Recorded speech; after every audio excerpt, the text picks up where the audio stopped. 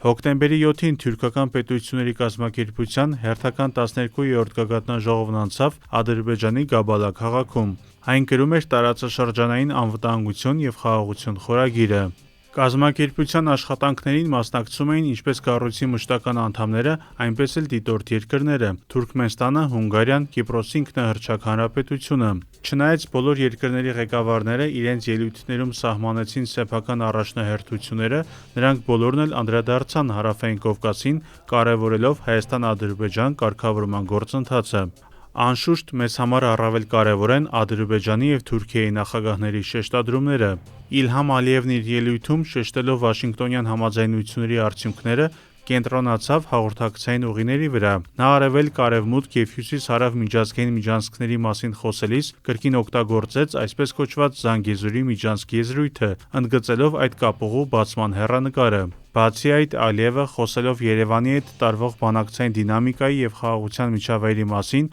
այնուամենայնիվ որոշեց նշել, թե մեջբերում եմ, Ադրբեջանը երբեք չի մոռանա Հայաստանի օկուպացիան։ Ինչ վերաբերում է այլ հարցերի, ապա խոսելով պաշտպանական համագործակցության խորացման մասին, Ադրբեջանի նախագահը թուրքական կազմակերպության երկրներին հստակ առաջարկ արեց անցկացնել համատեղ զորավարժություններ անդամ երկրների միջև։ Դրան զուգահեռ Ալիևն այս անգամ ակնհայտորեն փորձեց ավելի մեծ տեղ հատկացնել թուրքական պետությունների կազմակերպության նշանակությանը, այն աշխարհաքաղաքական կենտրոններից մեկը համարելով։ Կարելի է ենթադրել, որ կազմակերպության նշանակությունը Ադրբեջանի համար գնալով մեծանում է, քանի որ այն առաջին հերթին դիտվում է Ռուսաստանի ազդեցությունը փոքր-ինչ զսպող կամ սահմանափակող հարթակ։ Մանավանդ այդ թեման շատ արդիական է հիմա, երբ Բաքվի և Մոսկվայի կապերը լարված են։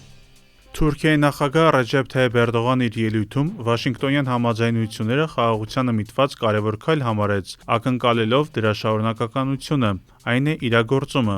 Էրդողանը թուրքական կազմակերպությանն ակնհայտորեն ավելի մեծ դեր հատկացրեց, քան օրինակ Ալիևը, բարձրացնելով այդ կազմակերպության և այլ երկրների միջև համագործակցության հեռանկարի հարցը, այն է առաջարկելով թուրքական պետությունների կազմակերպություն պլյուս ձևաչափը։ Էրդողանի այդ միտքը ավելի շատ հիշեցնում է BRICS-ի կամ Շանհայի համագործակցության կազմակերպության տրամաբանությունը, երբ դրա հիմնադիր կամ առանցքային անդամները Ռուսաստանն ու Չինաստանը լոկոմոտիվի դեր են տանում այդ կազմակերպությունների զարգացման գործում, ստեղծելով BRICS+ և համանման այլ ձևաչափեր։ Էրդողանը նաև կարևորեց թուրքական պետությունների միասնական այբուբենին անցնելու գործընթացը, որն անշուշտ ըստ Անկարայի ավելի ամուր կկապի երկրները։ Էրդողանի ելույթում առանձնանում էր նաև Կիպրոսի թուրքական հանրապետության դերը։ Վերջինս ելույթում գոհունակություն հայտնելով թուրքական կազմակերպությունում քաղաքական այդ միավորին դիտորդի անդամ շնորհելու կապակցությամբ նշեց, որ հետագայում կցանկանար տեսնել Հյուսիսային Կիպրոսի անդամակցությունը։ Խնդիր, որը շատ բարդ է իրագործել, մանավանդ որ բացի Թուրքիայից որևէ երկիր, այդ թվում Ադրբեջանը, չի ճանաչում Կիպրոսի թուրքական հատվածը որպես անկախ պետություն։